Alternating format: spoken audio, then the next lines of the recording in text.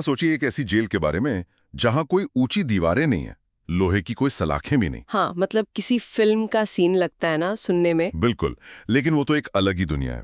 आज की असलियत ये है कि भारत की जेलें अपनी क्षमता से 120% से लेकर 150% तक खचाखच भरी हुई हैं। हाँ, और वहाँ इंसानों को जिन अमानवीय स्थितियों में ठूंस कर रखा गया है, वो सच में डराने वाला है। तो इसी पर आज का हमारा ये डीप डाइव है। हम 2026 के एक बहुत ही ऐतिहासिक सुप्रीम कोर्ट जजमेंट पर बात करने वाले हैं। सुहास चकमा बनाम भारत संघ। सही कहा।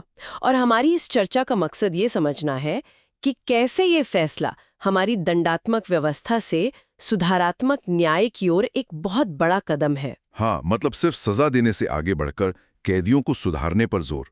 और इसका जो उपाय कोर्ट ने बताया है वो है ओपन करेक्शनल इंस्टीट्यूशंस, मतलब बिना सलाखों की जेलें।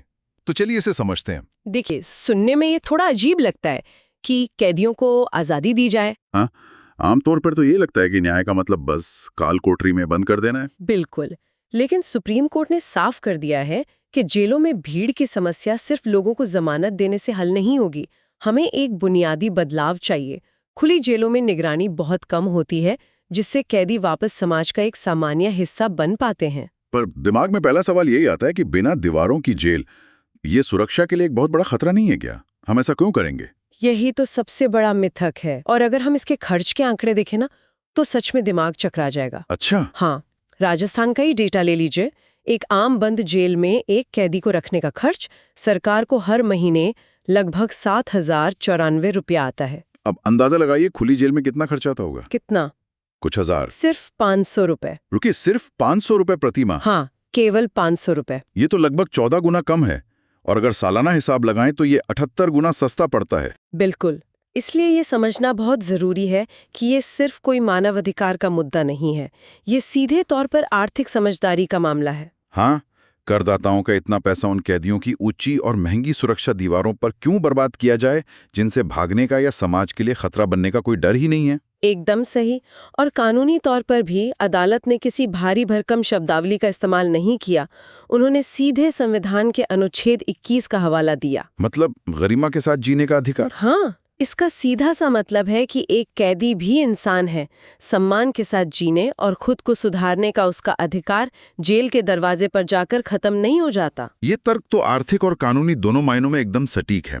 लेकिन इस फैसले का एक हिस्सा ऐसा है जिसने मुझे वाकई हैरान कर दिया। आप महिलाओं वाले हिस्से की बात कर रहे हैं? हाँ, जहां ये खुली जेलें पहले से मौजूद थीं, जैसे उत्तर प्रदेश, पंजाब और पश्चिम बंगाल में, वहां महिलाओं को व्यवस्थित रूप से इन सुविधाओं से बाहर रखा गया था। और राज्यों ने इसका बहाना क्या दिया? सुरक्षा की चिंताएं। यहाँ सबसे दिलचस्प बात यह है कि अदालत ने इस तर्क की धज्जियां उड़ा दी। और उड़ानी भी चाहिए थी। सोचिए, सुरक्षा को ढाल बनाकर महिलाओं से सुधार का वही मौका छीना जा रहा था जो पुरुषों को मिल रहा है। अदालत ने कहा कि ये सीधे तौर पर अनुच्छेद 14 का खुला उल्लंघन है, जो समानता की बात करता है, और अनुच्छेद 15 का भी, जो भेदभाव रोकता है। कोई भी राज्य बुनियादी ढांचे की कमी का बहाना बनाकर एक पूरे वर्ग को पुनर्वास के अवसरों से वंचित नहीं कर सकता। ये पूरी तरह से असंवैधानिक है। तो अब आगे क्या होगा? अदालत ने सिर्फ कोई विनम्र सुझाव तो नहीं दिया है ना? क्योंकि रातों रात इतने बड़े सिस्टम को बदलना असंभव सा लगता है। नहीं, उनके आदेश बाध्यकारी हैं। अब हर राज्य के लिए नई खुली जेलें बनाने की संभावना का अनिवार्य आकलन करना होगा। और महिलाओं के लिए? महिलाओं को शामिल करने के लिए बुनियादी ढांचे में तत्काल बदलाव करने के सख्त आदेश दिए गए हैं। अब कोई बहाना नहीं चलेगा। एक कमेटी भी तो बनाई गई है ना? हाँ, पूरे भारत की जेलों में एक समान मानक तय करने के लिए justice S Ravindra Bhatt high powered committee का गठन किया गया है। इस समिति के पास इन बदलावों को पूरे देश में लागू करवाने का अधिकार है। तो ये फैसला सही मायनों में इस बात को नई परिभाषा देता है कि एक सभ्य समाज अपने कैदियों के साथ कैसा व्यवहार करता है। वकीलों के लिए अब फोकस इस बात पर होना चाहिए कि कैदी में सुधार की कितनी क्षमता है। और समाज के लिए यह समझना जरूरी है कि पुनर्वास के फायदे केवल कैदी को नहीं मिलते, बल्कि ये पूरे समाज को सुरक्षित और बेहतर बनाता है। असल जीत हमारी सोच के इस बदलाव में है। सही कहा, जो हमें एक बहुत ही गहरे सवाल के साथ छोड़ जाता है। अगर खुली जेलें करदाताओं का इतना पैसा बचाती हैं, जेलों की भीड़ कम करती हैं और कैदियों को बेहतर इंसान बनाती हैं, तो हमारे समाज के मन में वो कौन सी मनोवैज्ञानिक बाधा है जो हर जिले में बिना दीवानों की जेल को स्वीकार करने से रोकती है? ये सच में सोचने वाली बात है।